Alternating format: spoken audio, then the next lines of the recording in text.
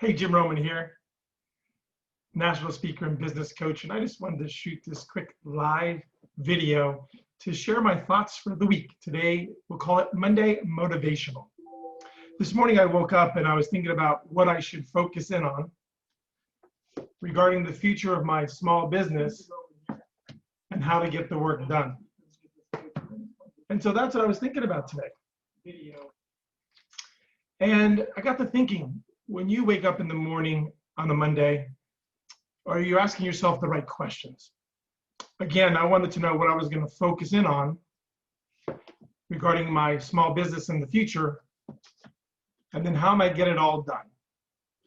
There's a law called Parkinson's Law, where if you've given enough time, you will take up all that time. Several examples of the Parkinson's Law is right before you go on a vacation. You tend to get more done right before a vacation than any other time. Why is that?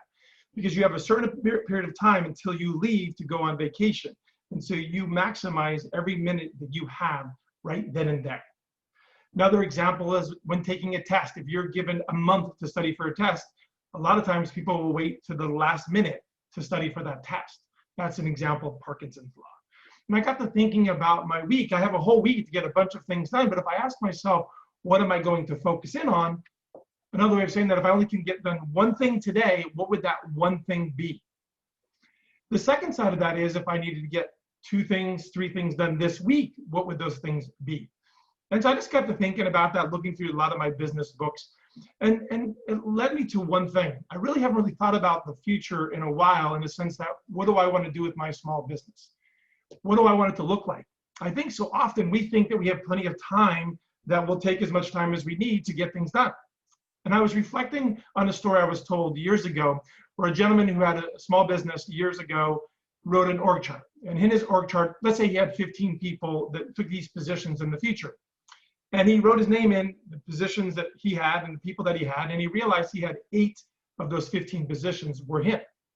And he realized in that moment that he's not going to get where he wants to go if he's doing 8 of the 15 positions. So he started to put himself out of a job. Now, 30 years later, that is a $1 billion company. He's traveling the world doing what he loves to do and enjoying life. And that is a very big inspiration for me. And so my question for you today is, what do you ultimately want your business to look like in the end? What is it ideally going to act like, feel like, be like when you arrive? If you're like most people that I come in contact with, they don't think about the future, they think about today, or they worry about yesterday, or maybe tomorrow.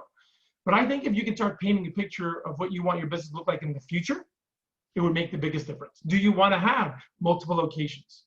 Do you ultimately want to sell to a big corporation? Do you want to have multiple businesses? I remember sitting down with a very successful person many years ago in Virginia.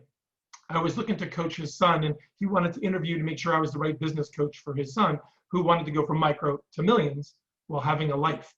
And we got to talking, and he got to know me a little bit better. I've known him in passing over the years. And I ended up asking him a question out of something he said. And I said, you know, when you buy a business or start a business, what is the one thing that you look to do when doing that? And he says, Jim, real simple. Whether I'm starting a business or buying a business, the first and foremost, what I do in every situation is figure out how I'm going to get out of that business. And I sat back, and I was intrigued by that, because in the last business I sold, I was very successful to sell that business. And he said, why did you sell that business? I'm like, don't you do that? You build a business to sell? And he goes, you don't have to.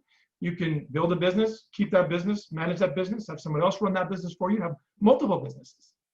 And I never thought about it. I thought you would build it and sell it, right? That would be ultimately what you do. Or some people build it and then ultimately die in it, which is not necessarily a good thing. But it really resonated with when he said what he said, which was, again, if I'm starting a business or I'm buying a business, what is my exit strategy? Am I going to sell it? Am I going to run it? I'm going to have somebody else manage it. So I leave you today. I just want to do this quick video to first talk about Parkinson's Law and how if you give yourself enough time, you use all of it up. But if you shorten that time, shorten that focus, you're going to be more effective. But the second side of that time is you don't have all the time in the world to build a very big business or a very successful business. In fact, I think a lot of us go in that I have plenty of time, and that's why there's no urgency in their business today. And so again, I'm going to ask you, what is your ultimate goal with your business? Do you plan on selling it, running it, or having other people manage it for you? And last but not least, when do you want that? Now or someday in the future? 2 years from now? 5 years from now? Ultimately, I find if we can ask ourselves these kind of questions makes the biggest difference. So I just wanted to shoot this quick video to share my thoughts for this morning. Call it a Monday motivation, a morning motivation. But I just want you to think, because ultimately my goal is to help you build a better business, to build a better life. I look forward to seeing you again. Again, I'm Jim Roman. The more you know, the more you grow.